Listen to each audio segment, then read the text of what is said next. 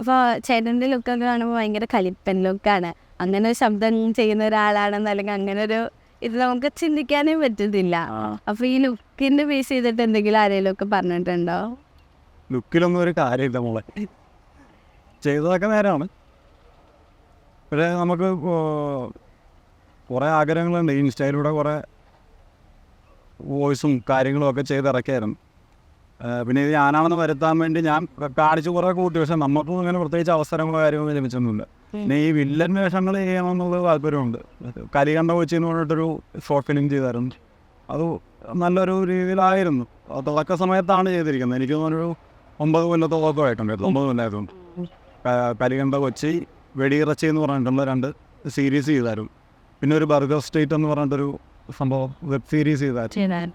ഇതിലെല്ലാത്തിലും ശ്രദ്ധേയമായ വേഷങ്ങൾ തന്നെയാണ്. എന്തുകൊണ്ട് നമ്മുടെ ഭാഗ്യമില്ലായ്മ ഒന്നും എവിടെ ആകാൻ പറ്റിയില്ല. വൈറലായത് മറ്റേ ആ ഒരു സൗണ്ടായിരുന്നു അല്ലേ? അത് പിന്നീട് എവിടെയെല്ലാം അനുഗ്രഹിക്കാനൊക്കെ നോക്കിയിട്ടുണ്ടോ? ആ സൗണ്ട് അനുകരിക്കാൻ പിന്നെ നോക്കിയിട്ടുണ്ടോ?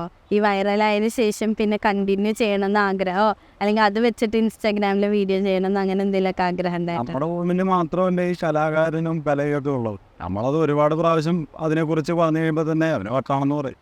ഇവന്റെ അതിലൂടെ കയറാൻ പോവാം. അതിന് നമുക്കും ഒരു ബുദ്ധിമുട്ട്, നെഗറ്റീവായിട്ട് ഇമേജ് വരും എന്നുള്ളൊരു പേടി ഉണ്ടായിരുന്നേ? ഇല്ല, അങ്ങനത്തെ പേടിയൊന്നുമില്ല. കാര്യം ഇങ്ങനെ എന്തെങ്കിലുമൊക്കെ ചെയ്യുന്നത് നമ്മുടെ ഉള്ളിലെ കഴിവ് ഏത് രീതിയിലും എവിടെയും ഏത് സദസ്സിലും കാണിക്കാൻ ഞാൻ തയ്യാറ്. പക്ഷെ അത് കേൾക്കുന്നവർക്കൊരു അരാജകത്വം തോന്നുന്നു. പിന്നെ അതിനാദ്യം ആരും സപ്പോർട്ട് ചെയ്യും. ഈ കലാകാരന്മാർ വന്നു ഇപ്പോൾ നിങ്ങൾ തന്നെ ഇതിങ്ങനെ കേട്ടറിഞ്ഞു, എന്നെ വിളിച്ചു, ഇങ്ങനെ സംഭവം ചെയ്തിട്ടുണ്ടായിരുന്നല്ലോ നമുക്ക് നമുക്ക് ഇൻ്റർവ്യൂ ചെയ്യുന്നു.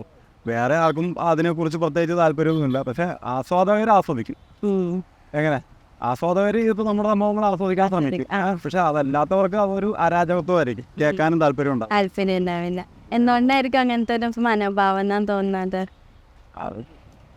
ഇപ്പോഴത്തെ ഈ ലോകത്തിലെ കാര്യങ്ങൾ അങ്ങനെയല്ലേ, മൊത്തം പ്രശ്നങ്ങളാണ് നടന്നുകൊണ്ടിരിക്കുന്നത്. ഈ കാര്യങ്ങളാണെങ്കിൽ ശരി, മൊത്തം മയക്കുമരുന്നും അതുപോലെ തന്നെ ഈ അച്ഛൻ അമ്മ അങ്ങനെയുള്ളതിന് ഒരു റെസ്പെക്റ്റ് ഇല്ലാത്ത രീതിയിൽ എല്ലാവരും ദ്രോഹിക്കുകയും ഉപദ്രവിക്കുകയും തലക്കടിക്കുകയും ഒക്കെ ചെയ്യുന്ന ഒരു തലമുറയാണ് ഏറെക്കുറെ വളർന്നു നിൽക്കുന്നത്. അപ്പോൾ അങ്ങനെയുള്ള പ്രശ്നങ്ങൾ നിൽക്കുന്നതായിട്ട് ഇങ്ങനെയുള്ള കാര്യങ്ങൾ ആൾക്കാർ പ്രോത്സാഹിപ്പിക്കുന്നില്ല. ഇത് മറിച്ചൊരു ശബ്ദം മാത്രമായിട്ടോ, ഒരു ശബ്ദമായിട്ട് മാത്രം ഞാൻ ഇറക്കി വിട്ടതാണ് ഒരു ആഗ്രഹം കൊണ്ടിട്ട്. അപ്പോൾ ഇപ്പോൾ ഈ ശബ്ദം അല്ലെങ്കിൽ ഇങ്ങനത്തെ ആഗ്രഹങ്ങളല്ലാണ്ട് ശരിക്കും റിയൽ ലൈഫിൽ എന്തായിരുന്നു ഈ പ്രവീൺ എന്ന് പറയുന്ന വ്യക്തി? എങ്ങനെയാണ്? ഫാദർ ഒരു കവിയാണ്, പ്രസന്നൻ അന്ധകാരനഴി എന്ന് പറയുന്നത്. പുള്ളിക്കാരൻ കവിത കാര്യങ്ങളൊക്കെ ആയിട്ട് ചെയ്തിട്ടുണ്ട്. ഇപ്പോൾ 2 വർഷമായി മരിച്ചു.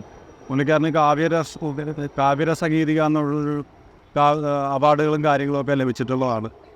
സംസ്കാരം എന്ന് പറഞ്ഞൊരു വലിയൊരു ഇതിൽ വർക്ക് ചെയ്തിട്ടുള്ളതാണ്, ചേർത്തല സംസ്കാരം.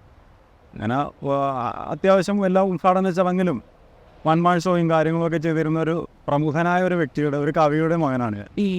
എനിക്ക് താല്പര്യങ്ങളുണ്ട്. എൻ്റെ താല്പര്യങ്ങൾ ഇങ്ങനെയുള്ള രീതിയിൽ, ആളുടെ താല്പര്യം അത് തന്നെയാണ്. എവിടെയെങ്കിലും എന്തെങ്കിലും കാണിച്ച് എൻ്റെ ഈ പോസ്റ്റ് തന്നെ, ഈ റഷീദൊക്കെ വൈറലായത് തന്നെ എൻ്റെ ഫാദർ എടുത്തിട്ട് ഇൻസ്റ്റയിൽ പോസ്റ്റ് ചെയ്ത് ഓരോ ആൾക്കാർക്ക് അയച്ചു കൊടുത്തിട്ടുള്ളതാണ്. പുള്ളിക്കാരനെ അയച്ചു കൊടുത്തിട്ടുള്ളത്. ഇങ്ങനെ അയച്ചു കൊടുത്തിട്ട് അവരോട് ഇങ്ങനെ പറയുന്നത് എൻ്റെ മകൻ ചെയ്തിട്ടുള്ളത്. അപ്പോൾ കാര്യം മാറ്റർ എന്താണെന്ന് പറയാൻ പറ്റുമോ? റഷീദ് അങ്ങനെയുള്ള കുറേ കോമഡിയൊക്കെ ഉണ്ടായിരുന്നു. ഈ പ്രവീൺ കവിത പാടാറുണ്ടോ അല്ലെങ്കിൽ ചൊല്ലാറുണ്ടോ? കവിത ഫാദർ ചെയ്യാറുണ്ട്. അത് കേട്ട് എൻ്റെ ഒരു അഭിരുചി അങ്ങനെയല്ല. വേറെ ഓരോ കരകാര്യങ്ങളായിട്ടൊക്കെ